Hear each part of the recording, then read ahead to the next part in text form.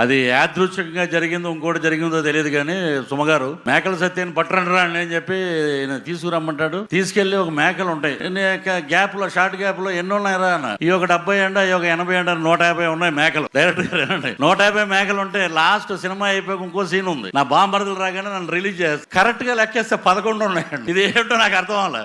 అలాగా మాకు అన్ని అలాగా సినిమాలో బ్రహ్మాండమైన ఇన్సిడెంట్లు పెట్టారు. ట్విట్టర్ లో, ఫేస్బుక్ లో, వాట్సాప్ లో నా నెంబర్ పోస్ట్ చేశాడు.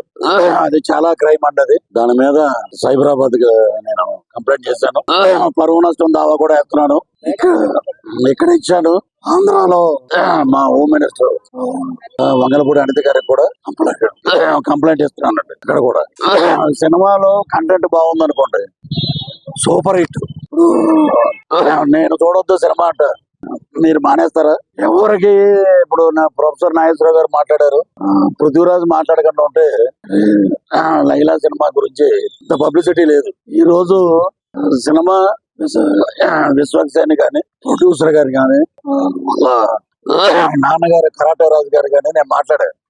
Very happy. ఇదేందుకు మధ్యలో సో సినిమా పరంగా 14 రిలీజ్ అవుద్ది. Super duper hit cinema. రాజకీయంగా నా మీద, నా ఆరోగ్యాన్ని, నా వ్యక్తిగత ఇమేజ్ ని డ్యామేజ్ చేశారు కాబట్టి మా లాయర్ ద్వారా, మా హోమ్ మినిస్టర్ గారి ద్వారా డెఫర్మేషన్ సూట్ వేస్తాను. ఇక మీదట ఎవరి జోలికి పోవద్దు, నా జోలికి అని కాదు. ఇలాగ ఇంట్లో ఉంటే అమ్మాయి మీద ఒకప్పుడు మా జీవితాలతో ఆడుకున్నారు. అలాగే ఎంత జరిగినా కూడా ఇంకా బుద్ధిరేళ. అప్పుడు మీ బర్త్డే 11వ తారీఖు అన్నాడు, పృథ్వీరాజు 11 అన్నాడు, మమ్మల్ని ఇలా అన్నాడు అలా అంటారు. 11 అంటే మీకు ఎందుకు అంత వణుకు? ఉన్నది ఉన్నట్టే మాట్లాడాం మేము.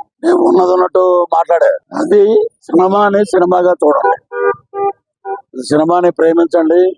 హీరో ఎంత కష్టపడ్డాడో మాకు తెలుసు, గౌరవించండి. సినిమాని హిట్ చేయండి.